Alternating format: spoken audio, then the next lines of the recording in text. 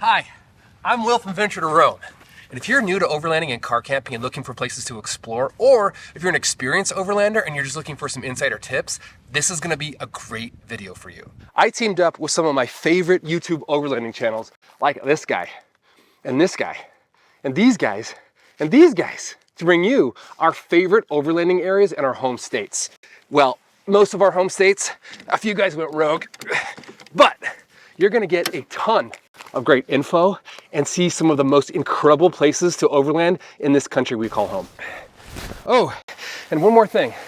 All the proceeds from this video are gonna be donated to an organization called Tread Lightly. That way, any money we make on this video will go towards educating people and helping keeping our trails open in the future.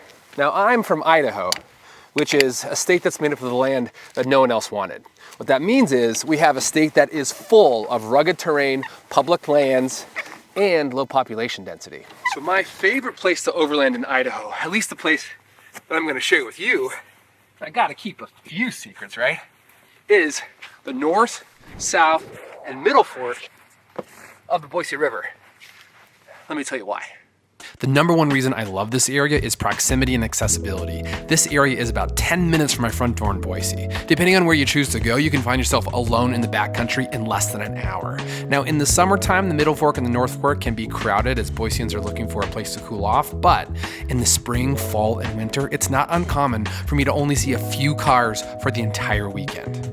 Number two, the terrain. This area of Idaho showcases how the terrain changes from a high desert to forested mountains. The South Fork of the Boise River showcases some incredible high desert, with the river carving through large basalt canyons as it winds its way down to the Snake River. The Middle and the North Fork are separated by a single ridge in some places and take you deep into the forested mountains of central Idaho. Some are in trees, others are rock faces. I mean, one trip, we went from here to here in like 45 minutes. In another trip, we went from here to here in like 25 minutes. In another trip, well, you get the idea. My last reason, number three, is that the roads are great.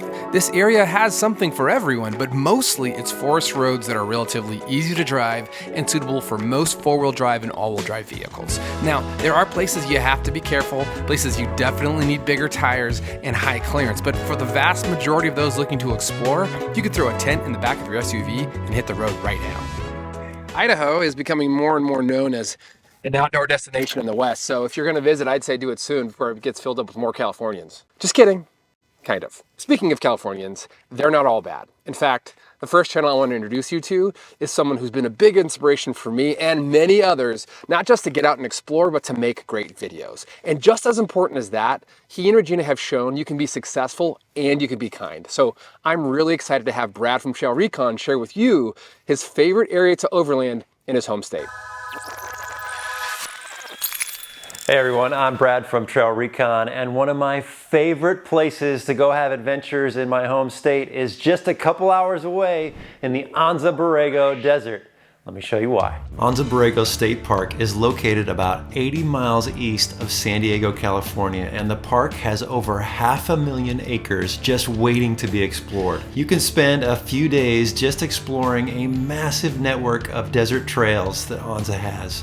Find some incredible camping spots and check out some of the very unique geology along the way. A lot of folks don't get excited when I mention this is a great destination, but time and time again, I've witnessed friends and family come to visit out here for the very first time, and seeing the smiles on their faces and their newfound appreciation for the beauty this desert has to offer.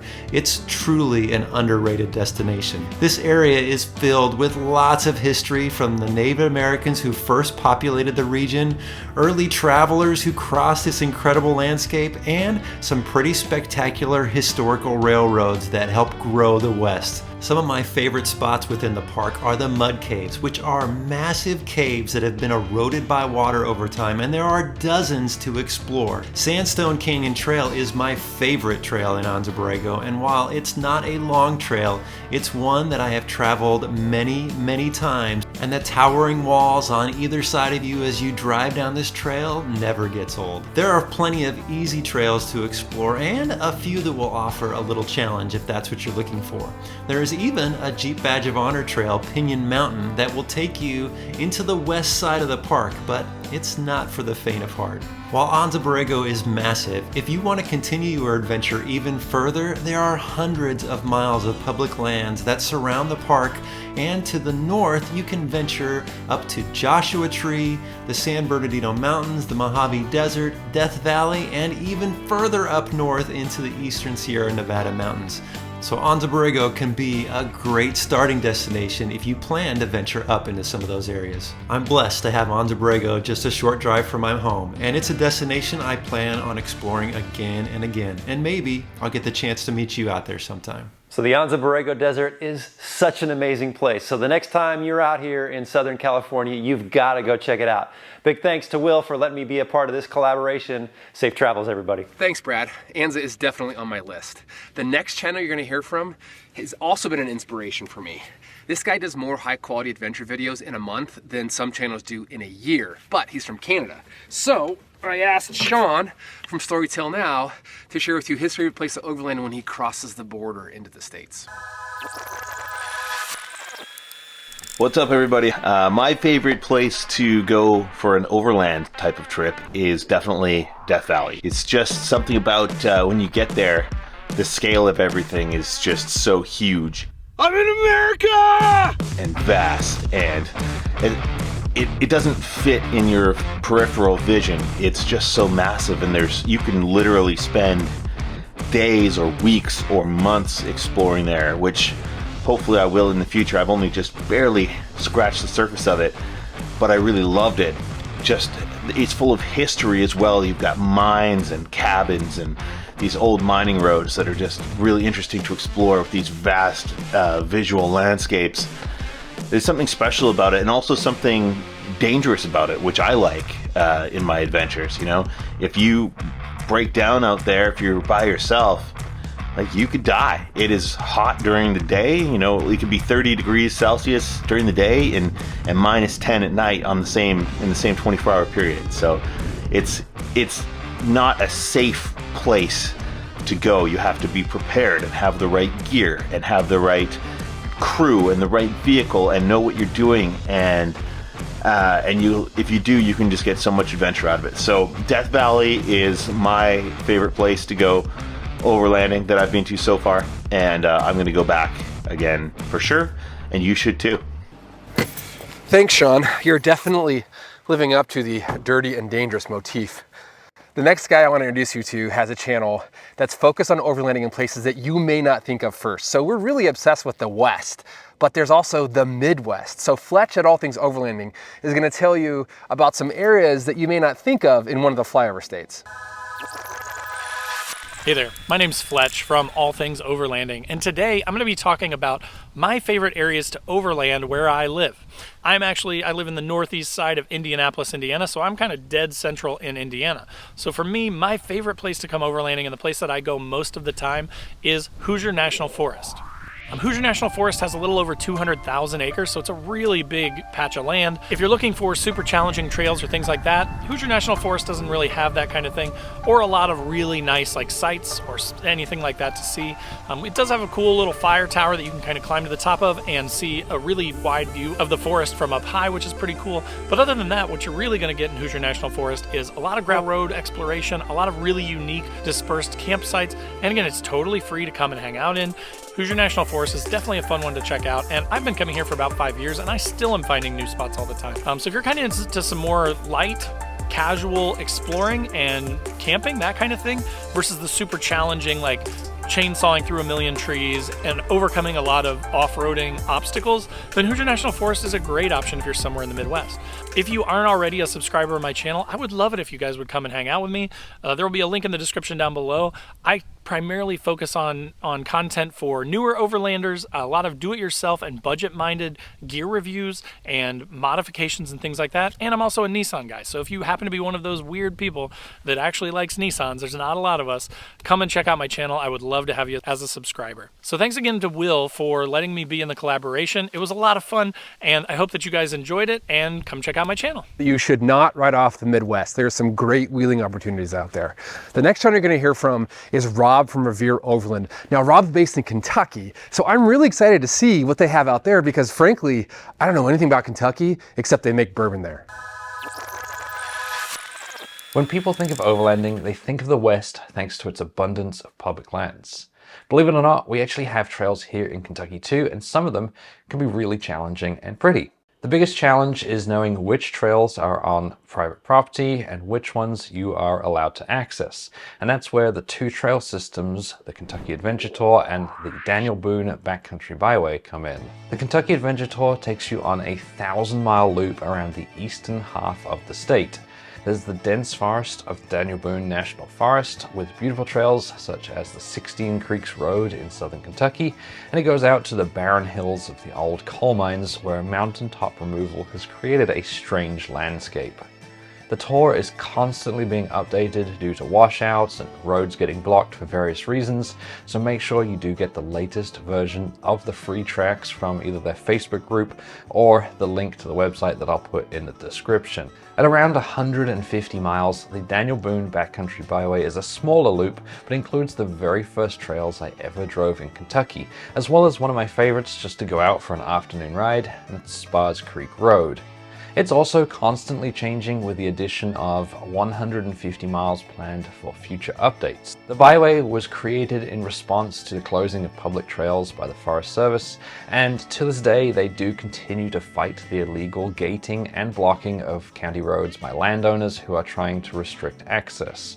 Obviously, there are huge legal costs involved, so they sell things like this t-shirt, patches, and stickers on their website at ridethedbbb.org, and that's 3 B's. I'll put a link to that one in the description, or have Will put a link to that one in the description as well. But they sell these things to help raise funds for those legal costs of keeping the trails open, as well as filling holes when they get impassable and too difficult for people to go through. So there is some light maintenance on those trails thanks to that organization. If you do the loop, be prepared for some challenges.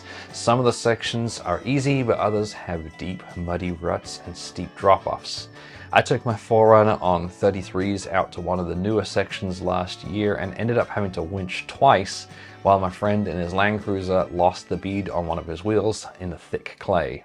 Something to keep in mind when traveling either system is that a lot of those roads in the forest aren't maintained or are very, very lightly maintained thanks to organizations like the Byway, and are often very, very wet in the summer. Prolonged periods of rain make that even worse, to the point where the ground is completely saturated.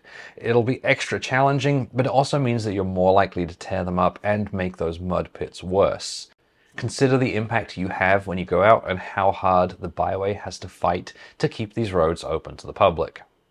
Thanks, Rob. Now I have more reasons than bourbon to go to Kentucky. The next channel you're going to hear from is the one that went rogue. Grant from SixOverland is based in Southern California, but he's covering a place in Utah. So let's see what he has to say. Thanks, Will. Hi, I'm Grant from SixOverland. Now, when we go out to explore, we usually go for multiple weeks at a time. And even though there's some really great spots near us, Brad's already taken ours. Anza Barrego, it's awesome. You got to check it out. So we're going to focus on another place that gets overlooked quite a bit. And that's a place in Utah. Now, I know what you're saying. There's so many places in Utah. You've got Moab and Grand Staircase and Zion National Park and Bryce National Park and Arches and just on and on and on. But this is a place that kind of gets looked over, and we're going to share it with you. And that's the Dixie National Forest. The Dixie National Forest in southwest Utah stretches for about 170 miles and has almost 2 million acres to explore. It borders 2 national parks and a national monument, and often gets overlooked due to the popularity of Zion and Bryce Canyon. But if you skip it, you're missing out, as there is so much beautiful landscape to see. And though we haven't explored the area thoroughly enough, what we have seen keeps us coming back for more. Elevation climbs to over 11,000 feet in places, leading to some spectacular views that especially contrast with the red soil and rock. On the eastern portion, you can find wide open meadows with cliffs and mountains towering overhead. One popular trail, the Fremont OHV Trail, is about 76 miles in length, with varying terrain and scenery that takes you through forests, grasslands, sagebrush, and various geological formations from red to green and volcanic rock. It's some of the most diverse and beautiful landscape we've explored in our travels. There's plenty of camping options, and if you're looking for history, there's a lot to be found in the area, including Butch Cassidy's boyhood home, located off Highway 89 on BLM land that bisects the National Forest. The Dixie has so much to see and is ideally located for anyone looking to explore deeper into Utah. And that's why the Dixie National Forest is one of our top destinations in Utah. Thanks for letting me be a part of the collaboration, Will. Really appreciate the invite. It's been a lot of fun. And maybe we'll see all of you out on the trail. Thanks, Grant. I got to get down to Utah more often. I have no excuse because we share a border with them. Next up, though, we're going to go back to California and hear from Greg over at TrailNewbie, who's got like, I don't know, maybe the most epic spot on the whole video. So check this out. Hey everyone, my name is Greg from the TrailNewbie channel. I live dead center in the middle of California, and if you've been overlanding long, you've heard of the famous Highway 395. This is one of my absolute favorite areas to escape for a few days. But of all the places to off-road and camp off the 395, there's one that stands out from the rest. No, it's not Alabama Hills. No, it's not the Trona Pinnacles. Maybe it's the Coyote Flat. No, wrong again. Now I've got it. It must be the Reward Mine. It's not Reward Mine either. There's one spot that surpasses each of these excellent overlanding locations by the proverbial mile, and it's Kavanaugh Ridge. At 11,000 feet, while there are many options for camping on a level surface nearby, there's literally one spot to camp at the top that, if unoccupied, I believe is the single greatest overland camp spot in California. There's enough room for 3 to 5 rigs, and you're literally camping on the edge of a 2,000-foot cliff. Just over the edge of the cliff is the Hoover Wilderness. The only thing that can make this better is a marmot. He's right here. That, my friends, is a marmot. There it is. My favorite overlanding area being the backside of the Sierra, Highway 395, with the crown jewel being Kavanaugh Ridge. I'm Greg with the TrailNewbie channel. Who's next? Wow, that was incredible. Thanks, Greg. That's definitely going on my bucket list of places to go in California, and speaks to why California makes the list so many times. In fact, the next channel you're going to hear from is Mike over at Fly Fisher 530, who's from the Tahoe area. So he's going to talk to you a little bit about Tahoe. Hello everyone, my name is Mike, also known as Fly Fisher 530. Since I live in Northern California, one of my favorite places to go overlanding is the Tahoe National Forest. It is 871,000 acres that you can explore with over 40 designated campsites, but if you're an overlander, you have an infinite number of possibilities for camping. So I have a 2-part series on this forest if you're interested, but here's just a sampling of what you'll see in the Tahoe National Forest.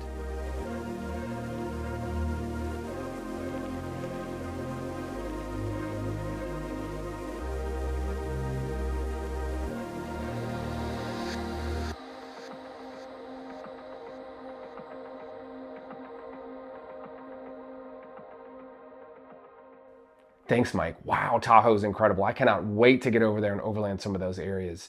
Next, you're going to hear from my buddy Nick over at ZagRunner. Now, Nick is a recent transplant to Idaho, so he's going to share his favorite place that he's discovered in Idaho so far.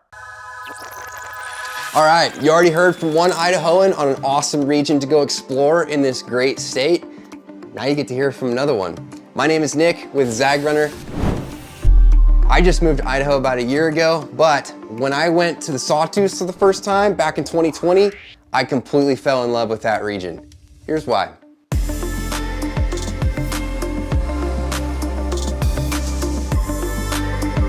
The Sawtooths have completely captured my imagination because they have everything that I chase after when I go out on a trip. I'm a mountains person. I love being in the mountains, and There are mountain views in every direction out in the Sawtooth. It is incredible. And what's even better is you can take your vehicle way up into those mountains, high altitude. We've had the 4Runner up over 10,000 feet a couple of times out there, and the views just get even better when you're up there. The region also has some good wheeling. There's some rock crawling kind of trails out there as well, and one trail that arguably should be a Jeep badge of honor. There's a video coming on that.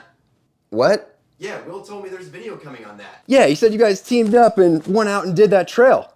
Who invited this guy? Dude, it was crazy. You guys had never done a trip together before, so you didn't know how it was gonna work out, and you're all worried about pinstriping your rig? Okay. Dude, I heard it was sick. You gotta go subscribe to ZagRunner so you can find out what happens. This dude coming in here just interrupting the whole flow. This is rude. Anyway, back to what we were doing. Back to the Sawtooths. Lots of water crossings, which admittedly are my favorite. I don't know, there's just something about splashing through a creek that makes me feel like a kid again, and they're always super fun to photograph.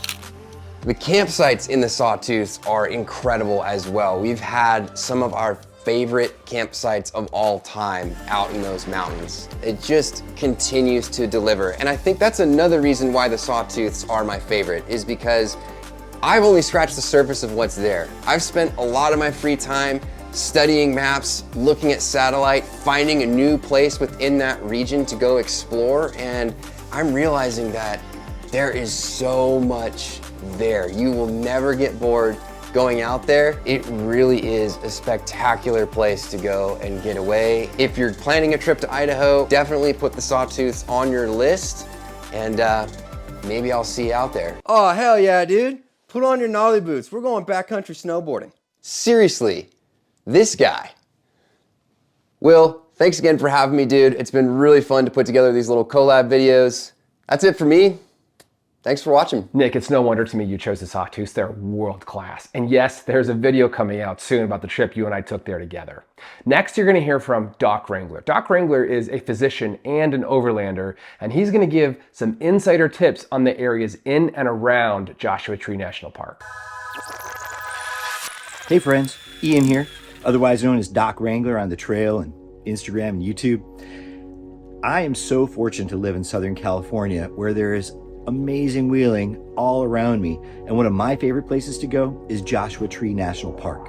The park encompasses over 1,200 square miles of desert that sits in a transitional zone between the Colorado and Mojave deserts, making for some stunning views and unique rock formations only found here. This park has a rich history with well-preserved Native American petroglyphs, remnants from the cattle rustlers who spent many a night out here tending to their herds, and intact mines throughout the park as gold and other precious metals were pulled out of these hills. While overland camping isn't allowed outside of the designated campgrounds, Joshua Tree is surrounded by BLM land that makes for a perfect camping base with interesting sights all in its own. One of my favorites is Purdue Canyon with its crumbling ghost town as it leads into the park by way of Geologist Tour Road. There's also the Pinto Basin with the Old Dale Road leading to the Dale Mining District with dozens of mines to be explored. Just south of the park is another BLM gem that you really should see, Painted Canyon, with its unique ladder hike going through some amazing rock formations.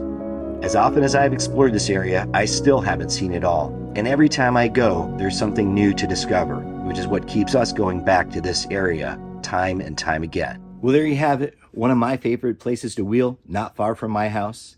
Thank you, Will, for putting this together. What a cool idea. Have fun, and hopefully one of these days I'll see you in Joshua Tree. That was a unique and totally incredible place in California, and I really appreciate the insider tips, Ian.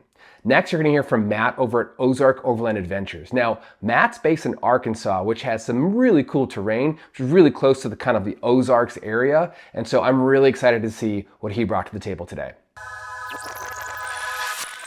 Hey everyone, I'm Matt with OzarkOverlandAdventures, and I am based in Arkansas.